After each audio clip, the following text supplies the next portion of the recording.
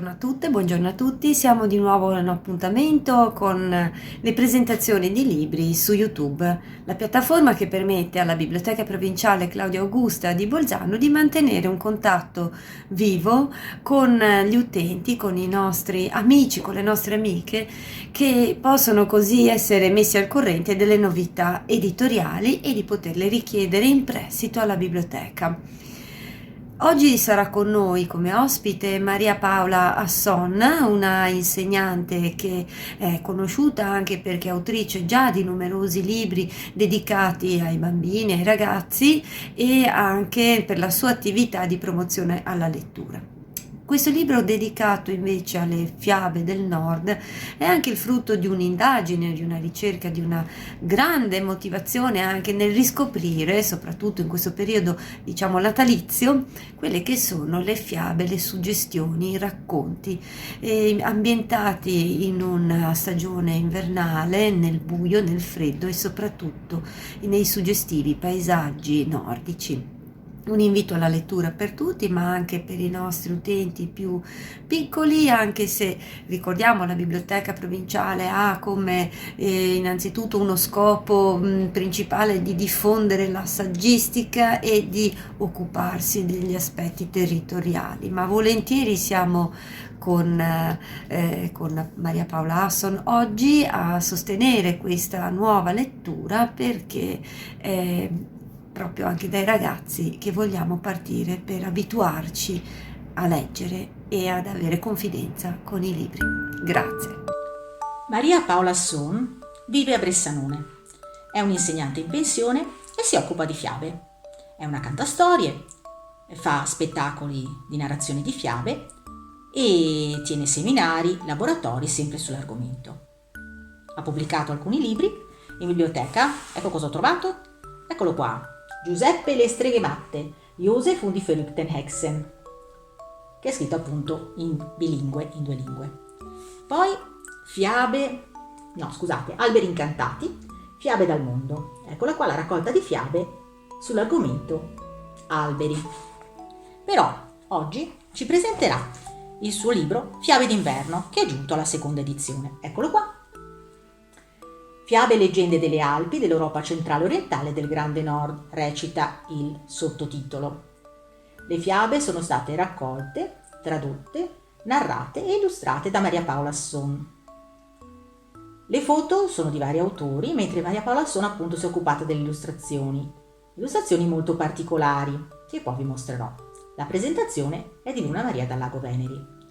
Questo ovviamente è il periodo ideale per presentare questo libro, perché siamo vicinissimi al solstizio d'inverno, a Natale, e questi sono due temi ovviamente trattati in queste fiabe. L'altro tema interessante è appunto Frau Holle, ne parlerà anche Maria Paola Asson. Io vi faccio vedere la figura l'illustrazione che lei ha fatto di questo personaggio fantastico che ha questa capacità di creare la neve sbattendo dalla finestra il proprio piumino. Ecco qua, l'illustrazione di Maria Paola Asson è questa, su questa carta semitrasparente, che si sovrappone a questa bellissima foto che fa da sfondo. E le illustrazioni sono proprio tutte così. Come vedete, sulla carta trasparente troviamo l'essere vivente, quindi il personaggio fantastico, oppure anche la pianta. In un certo punto c'è una pianta di fragolina. E dietro invece c'è lo sfondo appunto fotografico.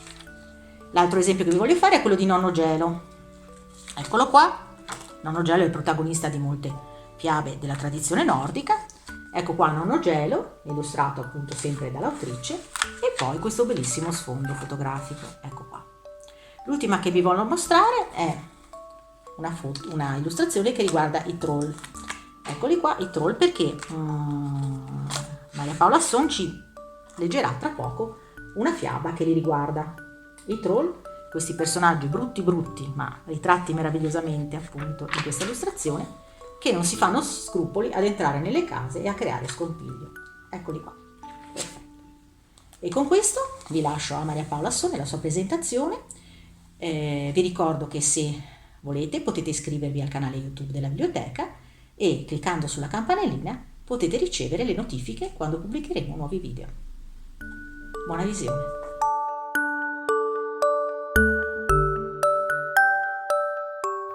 Buongiorno a tutti! Oggi ho il piacere di presentarvi il mio libro Fiabe d'inverno, giunto ormai alla sua seconda edizione. Questo libro è il frutto di un lungo lavoro di lettura di moltissimi racconti provenienti, come si può leggere nel sottotitolo, dall'estremo nord, dall'Europa centro-orientale e dall'Europa del nord e dalle zone alpine. Perché è qui, proprio in questi luoghi, che sono nate le fiabe d'inverno più belle e più fantastiche. È in queste zone, infatti, che l'inverno, rigido e interminabile e che sembra non finire mai, rappresenta un po' come la lotta tra la luce e le tenebre. E ciò ha stimolato moltissimo la fantasia di quei popoli, che hanno prodotto poi dei racconti fantastici davvero meravigliosi.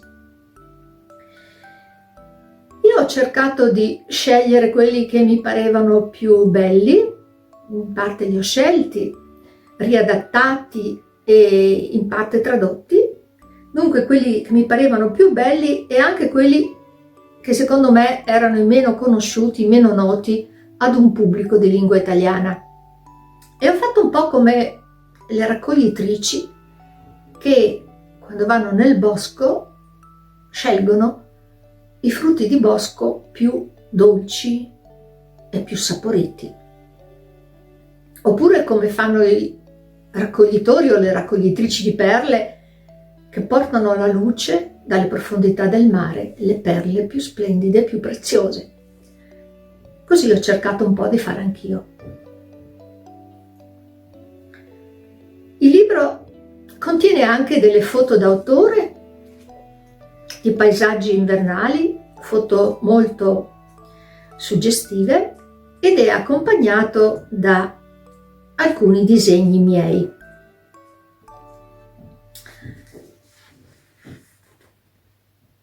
Vi faccio vedere appunto una di queste foto ed è diviso in 3 capitoli. Il primo capitolo è incentrato sul tema del solstizio invernale, la giornata più corta dell'anno e la notte più lunga, in cui il sole sembra scomparso. In realtà, subito dopo rinasce per dare l'avvio al nuovo anno solare. Il secondo capitolo è incentrato sulla festività del Natale, la più amata festa invernale della cristianità, e il terzo capitolo si incentra sulla figura di Frau Holle, la signora della neve, quella che tutti voi conosceranno dalla famosa fiaba dei fratelli Grimm. La Frau Holle in realtà è protagonista di molte leggende, davvero parecchie, diffuse in tutta Europa del Nord, in tutta la Germania, diciamo, del Nord e del centro e del Sud, ma anche nelle zone alpine come l'Austria, il Sud Tirolo e la parte nord della Slovenia, conosciuta però sotto altri nomi come Frau Berchta o la Perchta. Questo libro è pensato anche soprattutto per ragazzi bambini, ragazzi che sanno già leggere da soli, che leggono correntemente e quindi per una fascia di età a partire circa dagli 8-9 anni, ma anche per gli adulti che amano la fiaba e amano il folklore popolare. E mi auguro che possa farvi compagnia durante le lunghe serate invernali, magari che venga letto insieme da genitori, figli, nonne, nonni, zie e nipoti, tutti quanti magari spaparanzati su un morbido divano vicino alla stufa o per terra su dei morbidi cuscini. Ed ora vi narrerò una delle storie raccolte nel libro. Spero che questa possa stuzzicare la vostra voglia e la vostra curiosità di leggerlo.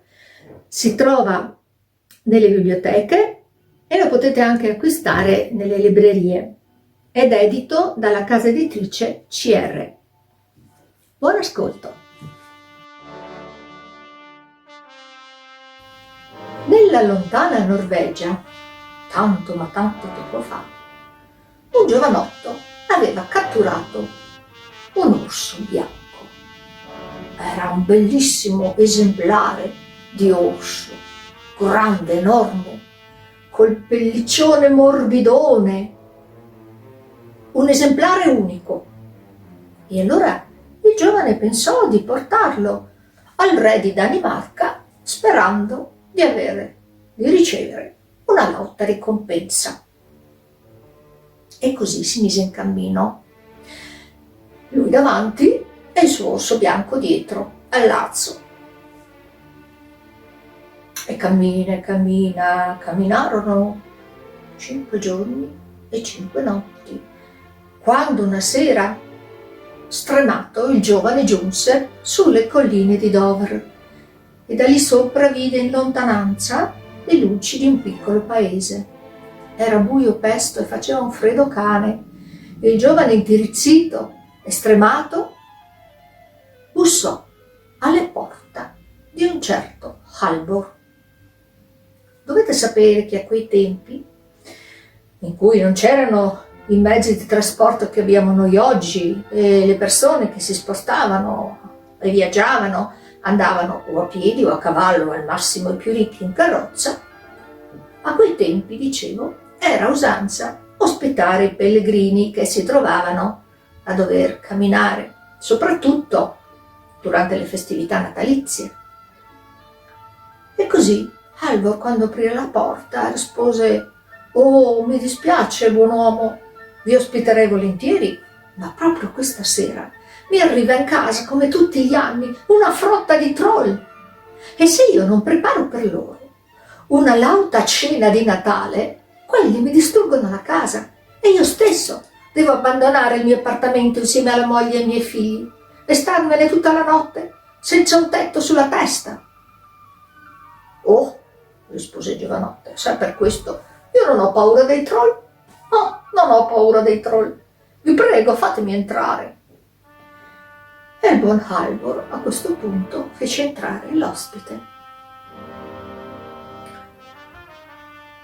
Il giovanotto si sistemò sotto la scala e l'orso bianco venne fatto accomodare vicino, per terra, vicino alla stufa. Poi Halvor e la moglie e i figli si misero al lavoro e prepararono un lauto cenone di Natale per i troll. Apparecchiarono la tavola e vi posero sopra un vassoio ripieno di riso e latte con zucchero, cannella e uvetta, e su un altro vassoio vi posero baccalà, aringhe, pesce, perché da quelle parti il cenone di Natale è a base di pesce. Anche però ci misero dell'arrosto, una enorme anatra arrosto, e poi salsicce, e poi un purè di patate, naturalmente, un purè di rape, e patatine, patate arrosto a non finire, e anche del buon vino e del sidro dolce, e l'immancabile dolce natalizio che si usa da quelle parti. Quando ebbero per bene apparecchiato tutto, Halvor e la sua famiglia lasciarono la casa perché avevano davvero troppa paura dei troll. Il giovanotto s'addormentò sotto la scala, eppure l'orso s'appisolò accanto alla stufa. A mezzanotte esatta si udì un fragore terribile. La porta si spalancò e una frotta di troll invase l'appartamento. Erano troll grandi e piccoli come nani, grossi come barili e magri come acciughe. Alcuni avevano il naso grosso come una patata, altri ce l'avevano lungo come un cetriolone, tutti ricoperti di peli e di muschi e licheni.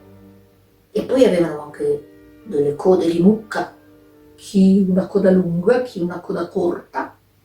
Si precipitarono intorno al tavolo, si sedettero e si abbuffarono a sazietà e men che non si dica avevano fatto fuori tutto il cenone di Natale che Halvor aveva preparato per loro. A un certo punto un piccolo troll, il più piccolo di tutti, si accorse che vicino alla stufa c'era qualcosa di bianco, di morbido che si muoveva su e giù dolcemente. E allora infilzò con la sua forchetta l'ultimo pezzettino di salsiccia che era rimasto sul tavolo, si avvicinò all'orso, glielo roteò sotto il naso dicendo: «Ehi, cucciolone morbidone, piacciono anche a te le salsicce, vero?» Figuratevi l'orso. Si svegliò di soprassalto, s'alzò in piedi in tutta la sua grandezza e, prestanza, lanciò un urlo terribile. Infuriato per essere stato svegliato nel mezzo del sonno e con una zampata e con un'altra, sbatté fuori dalla stanza tutti quanti il troll. E dentro non rimase altro che uno sgradevole olezzo di selvatico. L'orso si rimise a dormire tranquillamente accanto alla stufa e anche il giovanotto, che nel frattempo si era svegliato da tutto quel frastuono, si rimise a dormire pacificamente sotto la scala. Passò un anno e arrivò nuovamente il Natale. E proprio la vigilia di Natale Halvor si trovava nel bosco a fare legna, che era rimasto senza. E a un certo punto udì un urlo di lontano in mezzo agli alberi. Halvor! E poi ne udì un altro ancora. Halvor! E conobbe subito la voce dei troll. Allora si fece coraggio e rispose: «Sì?» E la voce di nuovo: «Ce l'hai ancora quel cucciolone morbidone in casa tua?» E Halvor a questo punto venne un'idea geniale e rispose: «Ah, allora non verremo a farti visita questa sera». Halvor e la sua famiglia poterono finalmente tirare un sospiro di sollievo e festeggiare tranquillamente la vigilia di Natale in santa pace. E da quel giorno nessun troll si presentò più in casa Halvor a rubare il cenone di Natale.